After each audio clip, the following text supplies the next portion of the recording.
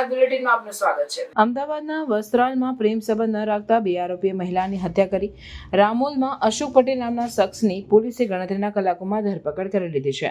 આ બનાવની વિગત જોઈએ તો આરોપી અને મૃતક 2014થી પરિચયમાં હતા અને અગાઉ એક જ એપાર્ટમેન્ટમાં સાથે રહેતા હતા। અશોક ફરિયાદીની પત્ની અંકિતાને પોતાની સાથે ફોન ઉપર વાત કરવા તથા પોતાની સાથે સંબંધ રાખવા તથા તેના છોકરાઓને ઉપાડી જાનથી મારી નાખવાની ધમકી આપતો હતો, જેથી ફરિયાદીની પત્ની આરોપીના દબાણવશ થઈ આરોપી સાથે વાતચીત કરતા હતા અને આરોપી અવારનવાર ફરિયાદીની પત્ની સાથે તથા ફરિયાદી સાથે મારપીટ તથા બોલાચાલી ઝઘડો કરતો હતો। ફરિયાદીના પત્નીને આરોપી સાથે કોઈ સંબંધ રાખવો ન હોય, જેની અદાવત રાખી રાત્રિના 8 વાગ્યાની આસપાસ ફરિયાદીના પત્ની મરણ જનાર અંકિતાબેન પ્રજાપતિને ઘરે જઈને છરીના ઘા ઝીંકી દીધા હતા। બનાવની જાણ રામોલ પોલીસને થતાં તાત્કાલિક ધોરણે આરોપીને અટકાયત કરી વધુ તપાસ હાથ ધરી છે। ત્યારબાદ એમના પરિવારજનોની પૂછપરછ કરતા એવી હકીકત જાણવા મળેલી હતી કે જે મરણ જનાર બેન છે તેઓને અશોક પટેલ નામનો વ્યક્તિ છે એમના સાથે પ્રેમ સંબંધ હતો અને એ લોકો અગાઉ જ્યાં આગળ સોસાયટીમાં જોડે રહેતા હતા ત્યારથી તેઓ લોકો બંને એકબીજાના કોન્ટેક્ટમાં હતા। આ દરમિયાન બંનેના પરિવાર વચ્ચે બી અવારનવાર માથાકૂટ થતી હતી। એ દરમિયાન જે મરણ જનાર છે બેન એમની પાસે એકવાર અગાઉ મોબાઈલમાં પણ ફોન કરતા એમના પત્ની જગતલા ત્યારે બી એમના ઘરમાં ઝઘડો થયો હતો અને જે મરણ જનારના પરિવાર અને અશોકભાઈના પરિવાર વચ્ચે બી અગાઉ માથાકૂટો થયેલી હતી। તેના કારણે ગઈકાલે જે આરોપી છે અશોકભાઈ અને અન્ય એક વ્યક્તિ આવીને અને ચપ્પુના ઘા મારીને મૃત્યુ નિપજાવે છે।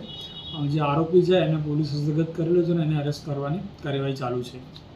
કારણ શું સામે આવી રહ્યું છે? આરોપીનું શું કહેવું છે? કેટલા સમયથી બંને વચ્ચે રિલેશન હતા નહોતા? યુવક એક બાજુથી એને પરેશાન કરતો હતો, એ પ્રેમમાં કે હકીકત શું? જે મરણ જનાર અને આરોપી છે અશોક પટેલ એ લોકો લગભગ 2014થી એકબીજાના પરિચયમાં હતા। અગાઉ આ લોકો જ્યાં રહેતા હતા એક જ સોસાયટીમાં રહેતા હતા, એથી એ લોકો કોન્ટેક્ટમાં આવેલા હતા અને એકબીજાના પરિચયમાં હતા।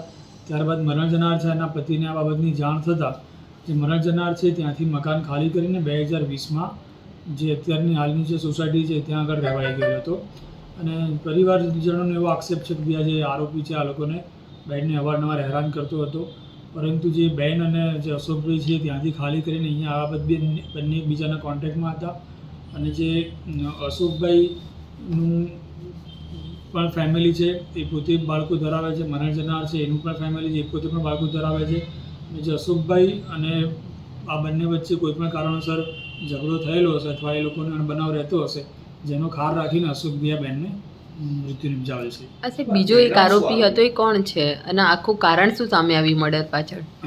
જે બીજો આરોપી છે અશોકભાઈ પોતાની જોડે લઈને આવેલા હતા, એની પાછળ બેઠેલો હતો। એ આરોપી જે મરણ જનાર છે એના ઘર સુધી આવેલો હતો અને અંદર જે માર માર્યો ત્યારે અશોકભાઈ એકલા જ અંદર ગયેલા હતા, એ બહાર ઊભો હતો અને ત્યારબાદ જે મર્ડર કરીને આવે છે ત્યારબાદ પાછું અશોકભાઈની જોડે જાય છે। આરોપીને બી હસ્તગત કરીને પૂછપરછ ચાલુ છે કે ભાઈ એ જોડે કેવા કારણથી આવેલો હતો અને આ બાબતમાં એનો શું રોલ છે। આરોપીનું બેકગ્રાઉન્ડ શું? જે આરોપી ત્યાં વસ્ત્રાલમાં જ રોજ રહે છે, એની વિરુદ્ધમાં પ્રોહિબિશનના ગુના નોંધાયેલા છે, દારૂ પીધેલાના પણ એની વિરુદ્ધમાં ગુના નોંધાયેલા છે અને અન્ય કોઈ એની હકીકત જાણવા મળી નથી।